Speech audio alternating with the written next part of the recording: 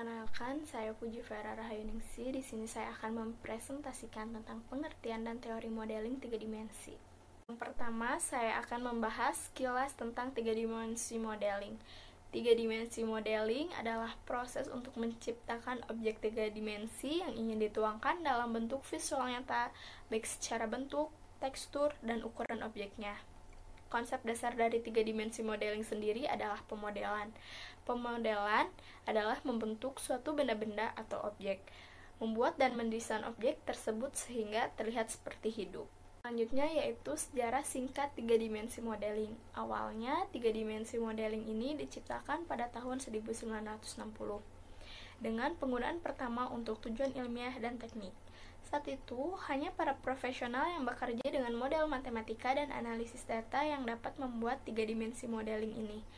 Namun, seorang pelopor grafis tiga dimensi bernama Ivan Sutherland, pencipta Sketchpad bersama dengan rekannya David Evans, membuka jurusan teknologi komputer. Kemudian, seorang pelopor grafis tiga dimensi yaitu Ivan Sutherland, pencipta Sketchpad bersama dengan rekannya David Evans membuka jurusan teknologi komputer utama di Universitas Utah dan menarik banyak profesional berbakat dari berbagai negara untuk membantu berkontribusi dalam pengembangan industrinya. Dan salah satu mahasiswanya yaitu Edwin Catmull selaku presiden dari Pixar Animation dan Walt Disney Animation Studio. Pada tahun 1969, Sutherland dan Evans membuka perusahaan grafis tiga dimensi yang pertama dengan memberi nama Evans dan Sutherland. Awalnya, pemodelan dan animasi tiga dimensi kebanyakan digunakan di televisi dan iklan.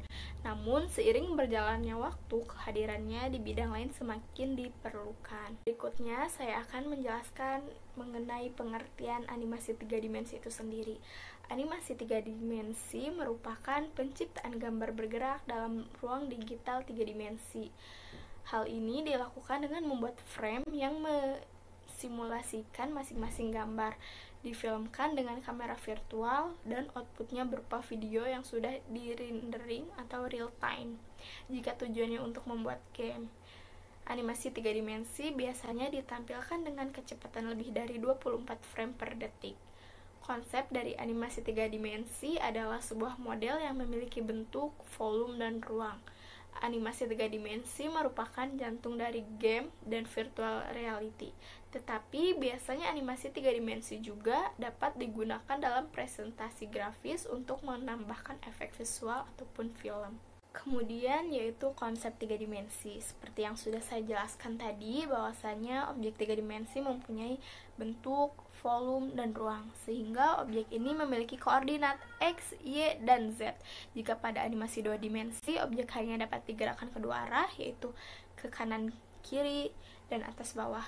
Maka berbeda dengan animasi tiga dimensi. Pada animasi tiga dimensi ini, objek dapat digerakkan ke tiga arah, yaitu ke kanan ke kiri, atas bawah, dan depan belakang. Pada umumnya, objek tiga dimensi memiliki subobjek berupa elemen-elemen pembentuk objek yang berupa vertex, edge, dan face. Vertex merupakan titik yang terletak pada koordinat X, Y, dan Z. Penggabungan dua vertex kan menjadi edge. Tiga vertex dan edge yang terbentuk dalam bidang permukaan berupa kurva tutup akan menghasilkan face. Kumpulan dari vertex, edge, dan face akan menjadi sebuah objek utuh yang disebut dengan mesh. Berikutnya yaitu jenis permodelan animasi tiga dimensi. Permodelan animasi tiga dimensi dibedakan menjadi dua, yaitu hard surface dan organic.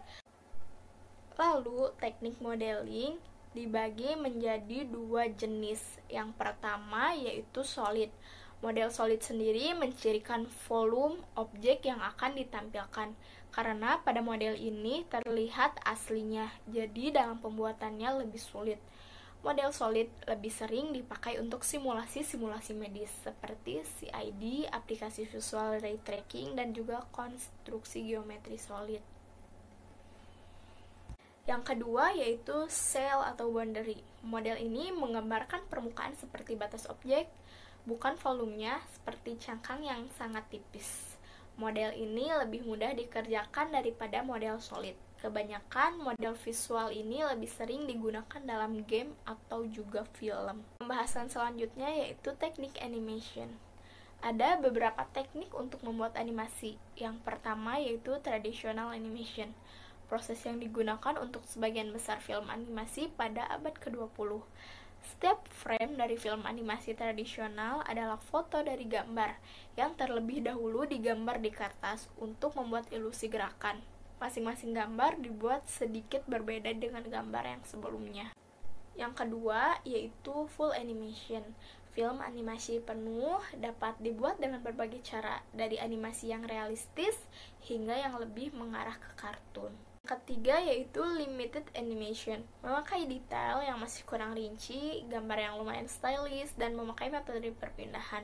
Penggunaannya sudah menghasilkan animasi dengan biaya efektif untuk media, contohnya televisi dan juga internet. Keempat ini adalah rotoscoping, merupakan teknik di mana animator melacak gerakan live action frame demi frame.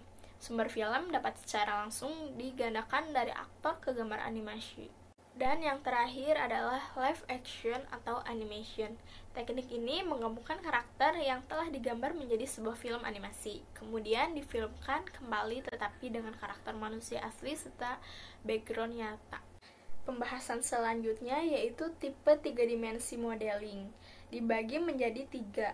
Yang pertama yaitu polygonal modeling.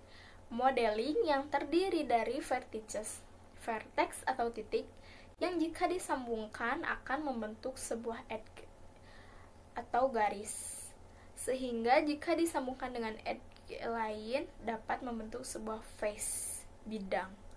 Bidang yang dibentuk oleh vertex, edges, maupun face ini salah satunya adalah primitive object yang juga termasuk dalam teknik pemodelan. Yang kedua yaitu curve modeling. Modeling yang memanfaatkan curve untuk membentuk sebuah bidang. Tidak ada yang namanya vertex dalam curve, namun dapat membuat sebuah bidang dengan perhitungan matematika, sama seperti implictive surface atau NURBS. Dan yang ketiga yaitu digital sculpting. Modeling yang terbentuk dari hasil pahatan memiliki tingkat kehalusan tinggi sehingga dapat digunakan untuk membuat detail pada model.